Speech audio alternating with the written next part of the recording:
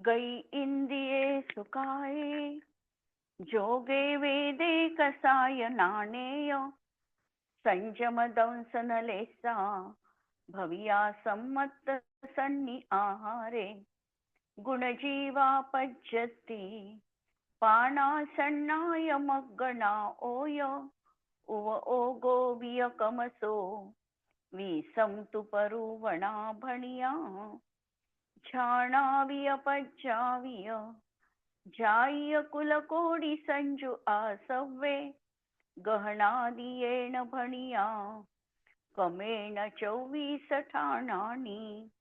अंतिम शासन नायक 1008 भगवान महावीर स्वामी की जय. द्वादशांगो श्रुत देवी की जय. स्वाध्याय कक्ष संपेपर्यंत आपणा सर्वांना चतुर्विध आहाराचा त्याग असणार आहे. 24 ठाण चर्चा आपण बघतो आहे आणि या चर्चा अंतर्गत आमची संज्ञा प्ररूपणा सुरू आहे. संज्ञा, आकांक्षा, अभिलाषा, इच्छा, वांछा सर्व हे समानार्थी शब्द आहे आणि अशा प्रकारच्या जीवाला 4 प्रकारच्या प्रायमरी इच्छा जीवनात संसारी अवस्थेत आढळते. आहार, भय, मैथुन आणि परिग्रह. संचय करण्याची इच्छा ही जीवाजवळ संसारी अवस्थेत दिसूनच येते. एकमेकांशी रममाण होण्याची मैथुन भाव हाही दिसतोच. भय, भीती उत्पादक अशा कारणांना प्राप्त झाला की मनामध्ये भीती उत्पन्न होते आणि आहार हा तर आमचा असतोच असतो. अशा प्रकारे या 4ही संज्ञा जीवाला दिसतात. याचे अंतरंग कारण आणि बहिरंग कारण आपण बघितलेले आहे. अंतरंग कारणामध्ये कषायांचा उदीरणा, उदयापेक्षाही उदीरणा ही संज्ञेसाठी महत्वाची आहे आणि बाह्य कारणामध्ये अनेक तऱ्हेच्या गोष्टी त्या ठिकाणी समाविष्ट होऊ शकतात. आता ह्या 4 संज्ञा बघितल्यानंतर 4 संज्ञांमध्ये आम्हाला हे कोष्टक आता घटित करायचंय. 24 ठाण घटित करायचे आहे. 4 संज्ञा, 4ही संज्ञा सर्व संसारी जीवांना आहेतच. म्हणून या सगळ्या गतीतील जीवांना, म्हणजे तो एकेंद्रिय जीव असेल तरी देखील ह्या 4 संज्ञा, लोभ, परिग्रह, परिग्रह संज्ञा ही त्याच्याही जीवनात आहे. भय त्याच्याही जीवनात आहे. मैथुन, भाव, आहार या 4ही संज्ञा त्याच्या जीवनात, सूक्ष्म निगोदिया एकेंद्रियाच्या जीवनात सुद्धा ह्या 4ही संज्ञा असणारच आहे. तर अशा प्रकारे या चार्टला आपण बघू. गती किती राहतील संज्ञेमध्ये? 4 संज्ञा, 4ही संज्ञेमध्ये गती, 4ही गतीतील जीवांना 4ही संज्ञा ह्या असणार आहे. किती इंद्रियवाल्यांना असणार आहे? 5ही इंद्रियवाल्यांना, एकेंद्रियापासून पंचेंद्रियापर्यंतच्या सर्व जीवांना 4ही संज्ञा आहे. काय किती असणार आहे? 5 स्थावर कायिक मध्ये पण आहे आणि त्रस कायिक मध्ये पण आहे. योग, योग किती योगामध्ये असू शकतील? तर 15ही योगामध्ये या 4ही संज्ञा आम्हाला दिसणार आहे. मनोयोग असेल तरीही आहे, वचन योगातही आहे आणि 7 काय योगाचे जे भेद आहे, औदारिक औदारिक मिश्र, वैक्रियक वैक्रियक मिश्र, आहारक आहारक मिश्र. कारण आहारक काय योग पण 6व्या गुणस्थानात आहे, म्हणजे तोपर्यंत पण आहार संज्ञा आहे आणि म्हणून त्याही योगामध्ये ही संज्ञा लावावी लागते. आणि नंतरची कारमान काय योग, त्याच्यामध्ये पण 4ही संज्ञा आहेत. वेद, किती वेदात राहतील 4 संज्ञा? 3ही वेदात राहतील. कषाय, किती कषाय असताना आहे? 25ही कषायांमध्ये आहे. ज्ञान, 3 कुज्ञान आणि 4 सुज्ञान. ज्या वेळेला केवळ ज्ञानाची प्राप्ती होईल तेव्हा तो संज्ञातीत झालेला आहे. 10व्या गुणस्थानाच्या वर तो संज्ञातीत झाला. केवळ ज्ञान 13व्यात उत्पन्न होणार आहे. म्हणून त्या ठिकाणी केवळ ज्ञान असताना एकही संज्ञा असणार नाही. नंतर संयम, संयमामध्ये देखील यथाख्या संयमात चारही संज्ञा नाही, तोपर्यंत बाकीच्या 6 संयमात सगळ्या संज्ञा आहे. सामायिक छेदोपस्थापना, परिहार, विशुद्धी, परत सूक्ष्म सांपराय जर आम्हाला लावायचा असेल, सूक्ष्म सांपरायमध्ये आम्हाला आहार, भय आणि मैथून या 3 संज्ञा कमी लावाव्या लागतील. अशा प्रकारे हे त्या ठिकाणी लावून घ्यावं लागेल. सामायिक आणि छेदोपस्थापनेमध्ये आणि परिहार विशुद्धीमध्ये आम्हाला असंयम भाव लावता येणार नाही, देश संयम लावता येणार नाही. अशा या संयमाच्या बाबतीत आम्हाला बघायचं. दर्शनाच्या बाबतीत चारही संज्ञा 3ही दर्शनात आहे, केवळ दर्शनात फक्त नाही.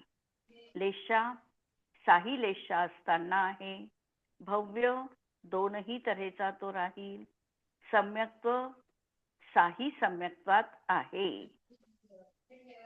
आता परत या ठिकाणी परत आम्हाला फरक करायचा असेल तर द्वितीयोपशम सम्यक्त्वामध्ये आम्हाला परत आहार संज्ञा कमी करावी लागेल, भय कमी करावं लागेल, मैथून कमी आणि परिग्रह पण कमी करावा लागेल. अशा तऱ्हेने द्वितीयोपशमामध्ये आम्हाला विशेषता पाहावी लागेल. आणि बाकी मिथ्यात्व, सासादन मिश्र आणि क्षाईक मध्ये पण शपक श्रेणी आरोहण करत असताना क्षाईक सम्यक्त्वामध्ये परत आम्हाला परिस्थितीनुसार योग्य तो निर्णय पाहावा लागेल. संज्ञी तो जीव संज्ञी पण आहे आणि असंज्ञी दोन्ही जीवांना त्या ठिकाणी संज्ञा आहे. आहारक पण राहील, अनाहारक पण तो असू शकतो. नंतर गुणस्थान 4 संज्ञा जोपर्यंत आहे तोपर्यंत गुणस्थान किती राहील? 7वं 1 ते 10 म्हणजे 7 पर्यंत अपेक्षेने लावा आता. अपेक्षेने 6 पर्यंत चारी 7 मध्ये आहार गेला, 8 मध्ये भय गेलं, 9व्यात मैथून गेलं आणि 10व्यात परिग्रह आहे पुढे गेला. आहे तिथपर्यंत आणि पुढे नाही. जीव समास सगळे जीव आहे म्हणजे 19च्या 19ही जीव समास लागले. पर्याप्ती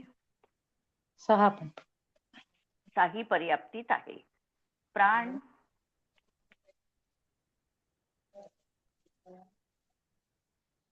सगळे काही प्राण असताना 10 प्राण असताना पुढे जर आम्हाला लावायचं असेल अपेक्षेने तर 4 प्राण असताना एकही संज्ञा नाही.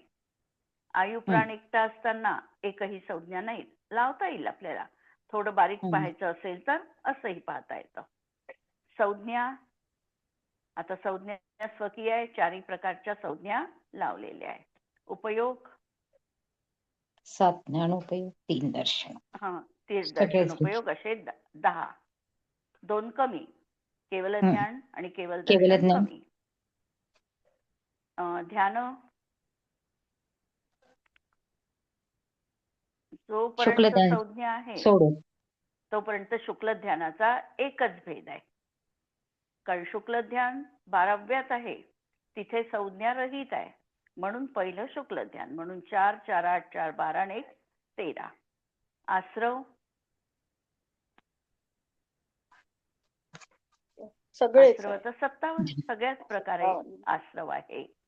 जाती ध्यान 13 घेतलंय का? काय ध्यान?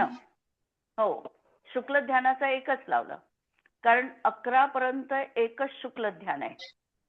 12व्यात एकत्व म्हणजे या पुस्तकात 12च लावले आहे. ध्यान 12 सांगितले. 4 आर्तरा, 4 रौद्र आणि 4 धर्मध्यान. नाही, एक शुक्ल पण 11व्या गुणस्थानात मग संज्ञा नाही ना. पण शुक्ल ध्यानाची सुरुवात 7व्या पासून आहे ना. म्हणून शुक्ल ध्यान लावावंच लागेल ना तिथे. 7 8 9 10 पर्यंत या पुस्तकात 12च घेतले आहे. शुक्ल ध्यान घेतलंच नाहीये.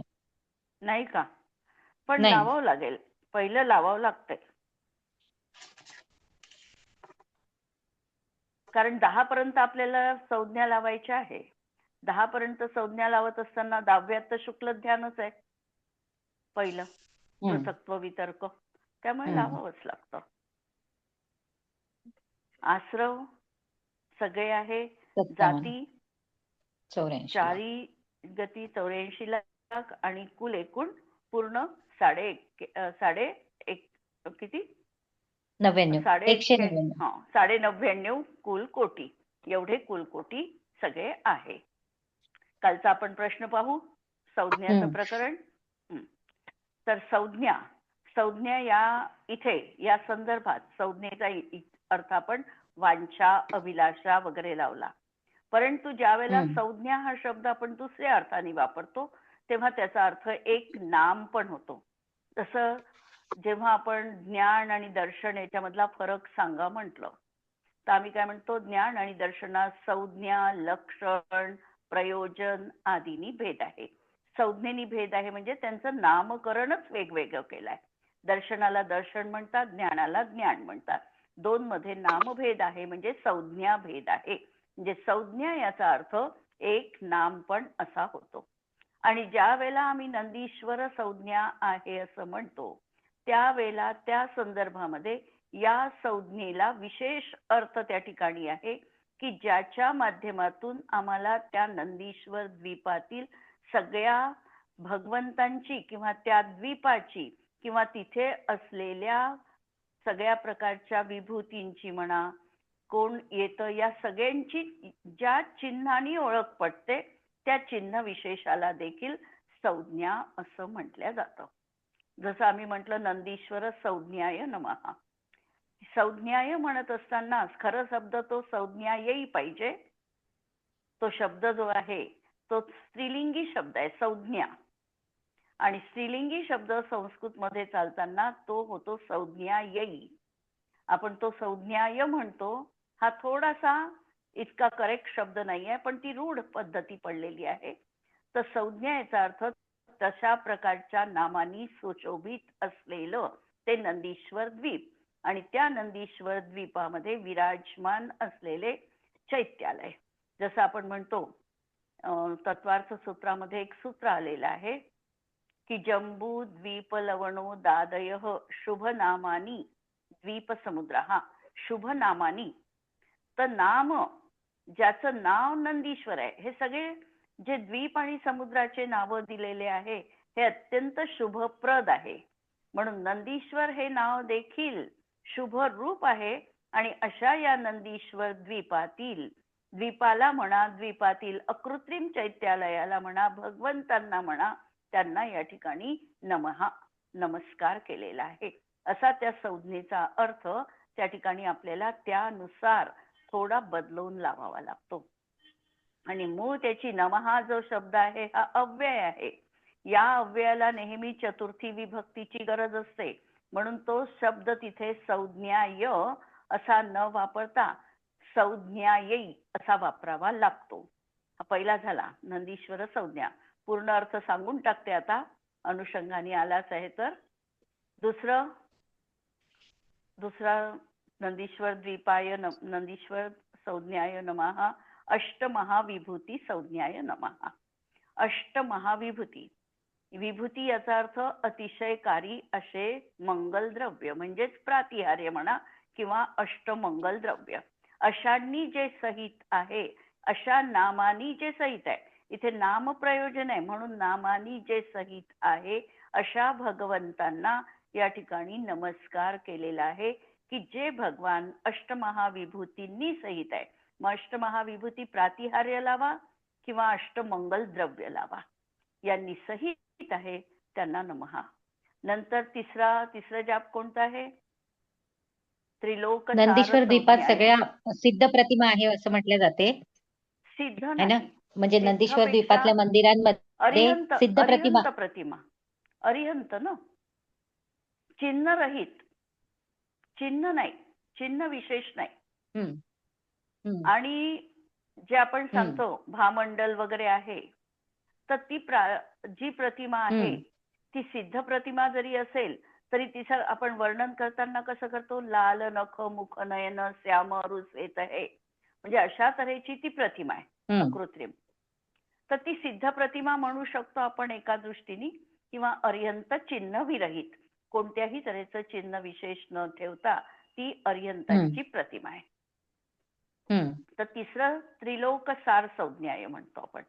तर त्रिलोकामध्ये सारभूत असणारं काही असेल तर ते भगवंतांचं स्वरूप आहे, भगवंतांचं नाव आहे, आणि म्हणून अशा त्रिलोक सार संज्ञाय नमः. चतुर्मुख, आता ही चतुर्मुखावरून आपल्याला समजते की अनंत परमेष्ठीची मूर्ती आहे, कारण सिद्ध परमेष्ठीची मूर्ती चतुर्मुख राहत नाही. चतुर्मुख संज्ञाय म्हणजे भगवंतांच्या समवशरणामध्ये अरहंत जे विराजमान आहे त्यांचं चारही दिशेनी आम्हाला दर्शन होऊ शकतं, आणि म्हणून चतुर्मुख संज्ञाय नमः. नंतर स्वर्ग संपत्ती संज्ञाय नमः, है ना. स्वर्ग संपत्ती म्हणजे जी भगवंतांची आराधना, नाही एक अजून सुटला मध्ये, पंचमहालक्षण संज्ञाय नमः. एक पंचमहालक्षणांनी जे सहित आहे.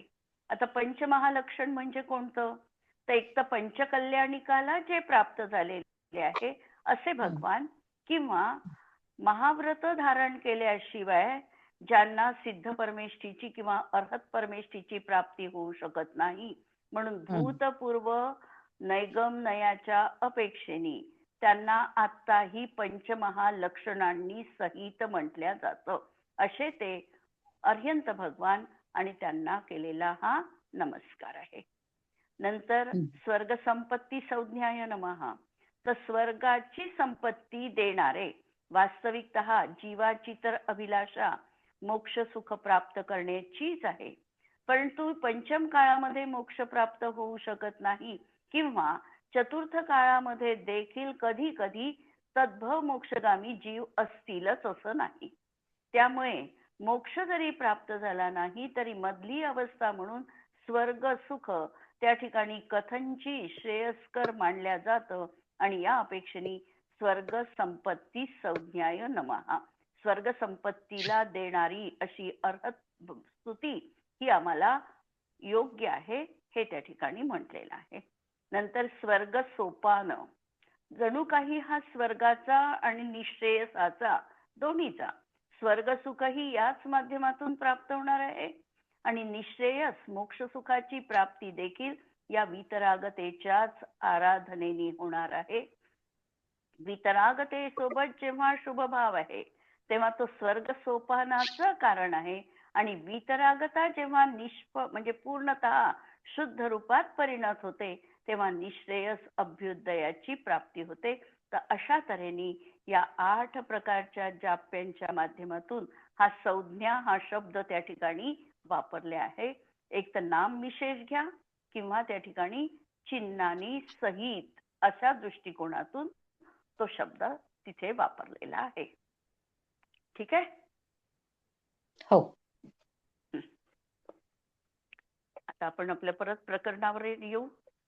संज्ञा के कितने स्थान होते. ते त्रिलोक कधी कधी कुठल्या कुठल्या पुस्तकात त्रिलोक सागर संज्ञाय नमः असं पण येते ना, ते चुकून पडलं असेल मग. हा, चुकून पडलं.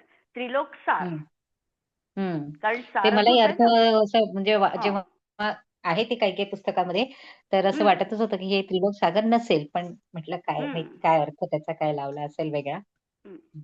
नाही, सागर नाहीच आहे, सार आहे.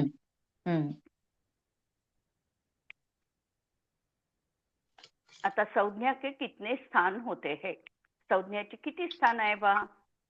सर्व संपत्ती संज्ञाची आहे. संपत्ती म्हणजे स्वर्ग संपत्ती, याचा अर्थ जोपर्यंत जसं आपण म्हणतो की एखादा व्यक्ती आपल्या मित्राची वाट पाहत आहे, याच्यामध्ये पूज्यपाद आचार्यांनी समाधी शतक मध्ये हा श्लोक ठेवलेला आहे की म्हणजे एखादा व्यक्ती आपल्या मित्राची वाट बघतो आहे. वाट बघत असताना 2 पर्याय त्याच्या समोर आहे. एक तर तो झाडाच्या सावलीत राहू शकतो उभा, किंवा उन्हामध्ये राहू शकतो. श्रेयस्कर काय आहे त्याच्यासाठी? सावलीत उभं राहून वाट पाहणं हे कधीही श्रेयस्कर आहे. जर आम्हाला निश्चितपणे माहिती आहे की या भवात आमचं संवर्णन नाही किंवा आणखी उत्कृष्ट आम्हाला ध्यान साधना होऊ शकत नाही, तर आम्हाला नरकामध्ये जाण्यापेक्षा स्वर्ग सुख कधीही आत्ताच्या या पर्यायीच्या अपेक्षेने कथनची श्रेयस्कर वाटणार आहे. तर आमची ही जी वितरागता जोपर्यंत पूर्णत्वाला पोचत नाही तोपर्यंत मधला टप्पा घेणं गरजेचं होणार आहेच, मिळणार आहे.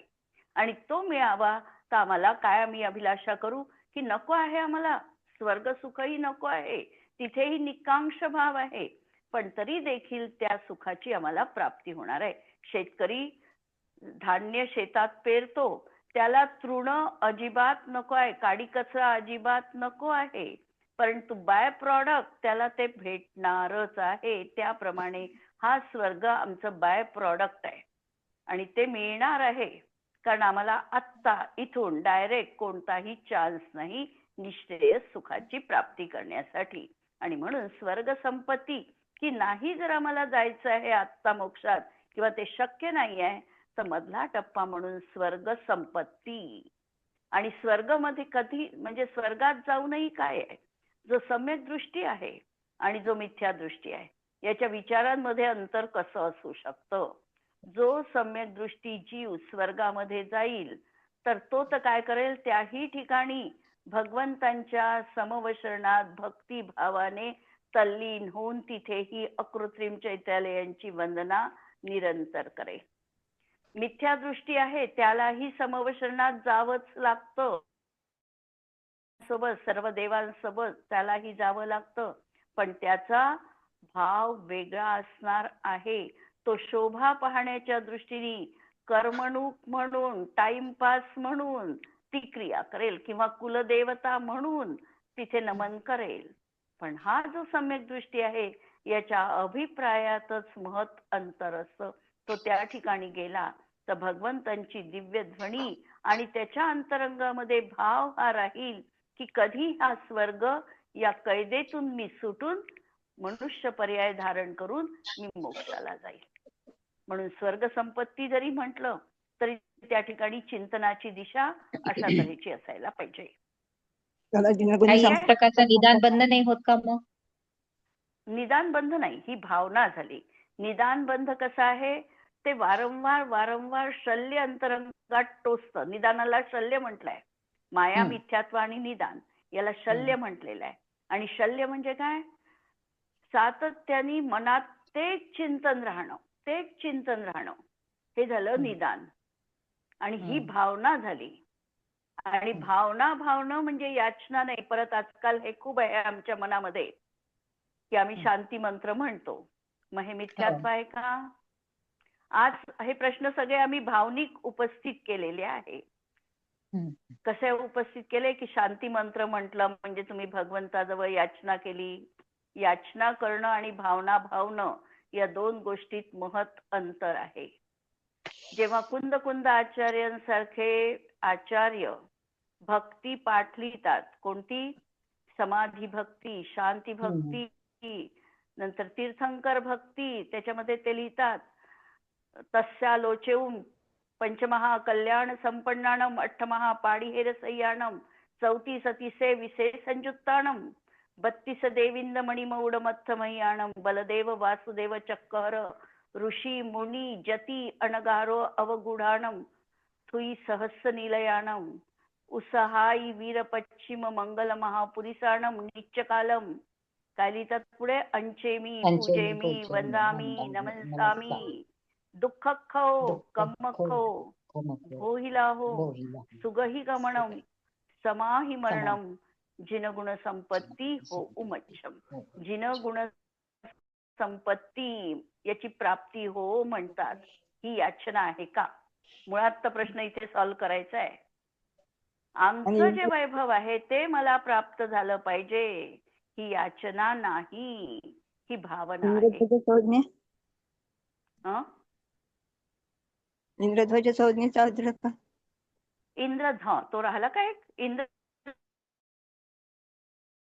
नंदीश्वर द्वीप असतात, अष्टमी चतुर्दशी असते, त्यावेळेला स्वर्गामधले इंद्र एकेका दिशेने येऊन आपापली पूजा करतात.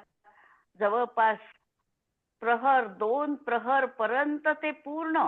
आता पूर्व दिशेला भवनवासी देव आहे समजा, नंतर असे देव ते चारही दिशेंना त्यांची पूजा संपन्न होते. एकाची पूजा झाली की दुसऱ्या मंदिरात जातात आणि ध्वजा घेऊन जातात, विशिष्ट फुलं घेऊन जातात, विशिष्ट प्रकारची फळं घेऊन ते त्या ठिकाणी जातात.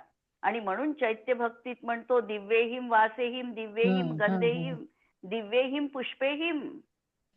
दिव्य पुष्प, दिव्य फल, दिव्य अर्चना अशा प्रकारचे घेऊन रिकाम्या हाताने तेही जात नाही, तर ते अशा प्रकारचं घेऊन भगवंतांना चढवतात त्या ठिकाणी. आणि म्हणून इंद्र ध्वज घेऊन, ध्वजा घेऊन त्यांची जी मिरवणूक जाते, सगळे देव सम्मिलित होतात त्याच्यामध्ये. आणि ते जात असताना ध्वजा, तोरण, पताका हे सगळं घेऊन ते जातात. म्हणून इंद्रध्वज संज्ञाय नमः तुमचा आवाज कळचे अशी. हो. इंद्रध्वज ते म्हटलेलं आहे. ध्वजा आहे आता त्यांच्या ते त्यांनी विशिष्ट दिव्येनं तऱ्हेच्या. पुष्पेनं सांगितलं, मग आता आपण पुष्पांचं खूप लिहून येते, आता काय करावं? मग असा प्रश्नच पडते की पुष्पांबद्दल म्हणजे, आणि दिसतात आपण आपल्याला कधी कधी त्याच्यामध्ये जीव आपल्याला. आपला हेतू काय, सगळ्यात पहिल्यांदा अभिप्राय पाहायचा. आम्हाला पुष्प चढवत असताना द्विनिंद्रिय जीव चढवायचे आहे का? नाही. नाही, पण आपण तोडले पूर्णतः समजा, तर मग ते मरतीलच की नाही जीव त्याच्यातले. आता एकाचं भाग्य जर भगवंतांच्या चरणावर जाण्याचं असेल आणि एका पुष्पाचं भाग्य जर मातीत गळण्याचं असेल, तर मग भगवंतांच्या चरणावर त्यांचं जीवन समर्पित झालं आणि ते तसंही मातीत पडणारच होतं, त्यांचं आयुष्य संपणारच होतं, खाली पडणारच होतं ते पुष्प. हेही आहे. याच्यात दोन तऱ्हेच्या धारा आहे. याच्यात ते खूप आपला आपण कन्फ्युजन विवेक होते मग. लावायचा. याच्यात आपण आपला विवेक लावायचा. विवेक हा लावायचा की जो ओल्या फळांच्या बाबतीत तर मी नक्कीच सांगते की जोपर्यंत आम्हाला ओल्या फळ खाण्याचा निषेध नाही आम्हाला स्वतःला, तोपर्यंत भगवंतांना चढायचं काही त्या ठिकाणी म्हणजे ऑब्जेक्शन घ्यायचं कारण नाही. सुके फळ चढवले तरी ते पहिल्यांदा सचित्तच असतात. सचित्ताचेच ते अचित्त बनलेले आहे, कारण अचित्तपणा तर नंतर येतो, सचित्तच आहे ते. म्हणून ते चढवण्यात तर माझ्या मते दोष नाही. फुलही, फुलाचं भवितव्य तेवढंच आहे आणि म्हणून फुलाचं भवितव्य जर त्याचं चांगलं आहे, त्याचं जीवन समर्पित आहे, तर एखादंच पुष्प भगवंतांच्या चरणी चढवल्या जातंय, एखादं पुष्प प्रेताचा शृंगार म्हणून पण वापरल्या जाते. हे त्या पुष्पाचं दैव आहे. पुष्प आम्ही विराधना करतो तर ती भगवंतांच्या चरणी एक समर्पण करावं हा भाव त्या ठिकाणी आहे, समर्पणाचा भाव आहे. आणि जी वेस्टेज आज आम्ही पुष्पांची करू लागलो, किती प्रमाणात आम्ही लग्नामध्ये पुष्प वापरू लागलोय, तिथे आम्हाला हिंसा दिसत नाही का?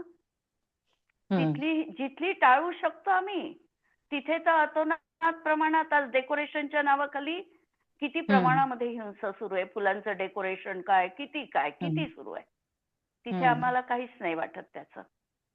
आणि एक फुल चढवलं तर तिथे आम्हाला हिंसा दिसू लागली.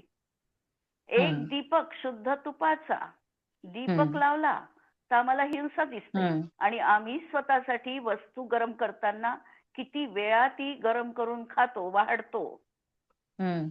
एकदा करून ठेवलेलं अन्न शेवट संध्याकाळपर्यंत किंवा दुपारपर्यंत तरी आम्ही थंड खातो का? खात असू आम्ही थंड तर काहीच ऑब्जेक्शन नाही आहे. ठीक आहे, आम्ही एकदा शिजवलं बा, आता परत गरम नाही होणार ती वस्तू, ती आहे तशीच खावी लागेल कारण हिंसा होते. इथे नाही म्हणत आम्ही. म्हणजे आमच्या उपभोगासाठी आम्ही दुसरी नीती वापरतो आणि इथे आम्ही दुसरी नीती वापरतो, हे चुकीचं आहे. दोन्ही ठिकाणी सेम लावा. जर आम्ही म्हणत असू की जे ज्याच्या भवितव्यात जेव्हा काही व्हायचं आहे ते होणार आहे, आमच्या जर मंदिरात जायचा भाव असेल तर आम्ही मंदिरात जाऊ, हे म्हणत आहे, चुकीचं नाही आहे, ठीक आहे. पण मग घरी पण तसंच म्हणा की माझ्या भाग्यात असेल तर मला मिळेल, मला काहीही विशेष प्रयत्न करायचा नाही, किंवा मला असं होणार असेल तर होईल, मी विशेष प्रयत्न करणार नाही. इकडे तर म्हणतो मी केलं नाही तर कसं होईल, मला करावंच लागतंय. आणि इकडे म्हणतो व्हायचं असेल तसं होईल. असं दुटप्पी धोरण आपण नाही ठेवायचं. दोन्हीकडे मग सेम नीती लावा. इकडे पण लावा तीच नीती आणि इकडे लावा. इकडे हम्म, म्हणा की फुल नाही म्हणजे नाही. मी हम्म, डेकोरेशन साठी पण फुल वापरणार नाही. हम्म, होऊ शकते का? होऊ शकत असेल तर जरूर. हम्म, भगवंतांना मग फुल पण नका चढवू.